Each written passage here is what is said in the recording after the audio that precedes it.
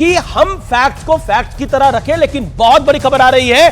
कांग्रेस की सीईसी की बैठक शुरू हो गई है। राहुल गांधी की टिकट का ऐलान हो सकता है, 7 कैंडिडेट की टिकट का ऐलान हो सकता है। मनोज यादव, मेरा पॉइंट यह है कि आप तो एक और फैक्ट दे रहे हैं कि दिल्ली से लेकर कश्मीर तक, कश्मीर से कन्याकुमारी तक मोदी जी हार रहे हैं, बीजेपी हार रही है। इस फैक्ट्स के पीछे डाटा क्या है?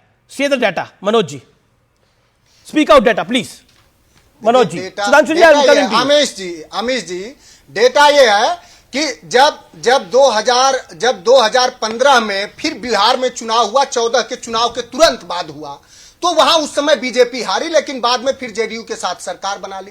दिल्ली में बीजेपी हारी, अभी हाल ही में कर्नाटक में बीजेपी हारी, अभी उत्तर प्रदेश के घोसी में एक उपचुनाव हुआ। बीजेपी के केंद्रीय नेतृत्व से लेके सुधांशु भाई जैसे तथाकथित विद्वान से लेकर के सभी प्रवक्ता, नेता, मुख्यमंत्री आए दिन दौरा करते रहे और भारतीय जनता पार्टी वहां लगभग 50,000 वोटों से हारी।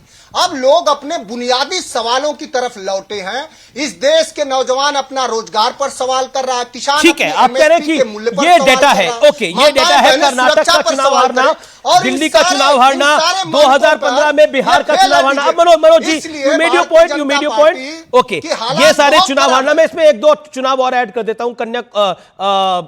हिमाचल का भी चुनाव बीजेपी हार गई थी भाई, हिमाचल का भी चुनाव हारी बीजेपी। दिल्ली के अंदर फिर विधानसभा का एक और चुनाव हार गई बीजेपी, कई सारे चुनाव हार गई। लेकिन जीतने की लिस्ट मुझे नहीं लगता मुझे बताने की आवश्यकता है कि जीत कहां से कहां हो रही है, लेकिन ये डेटा सपोर्ट कर रहे हैं कि बीजेपी और नरेंद्र मोदी की हार हो रही है। चाहे अमित शाह, राजनाथ सिंह, जेपी नड्डा, सुधांशु त्रिवेदी कितनी भी मेहनत कर ले, कुछ भी कर ले, इस बार पब्लिक नहीं जिताने वाली। मनोज काका को ऐसा लगता है।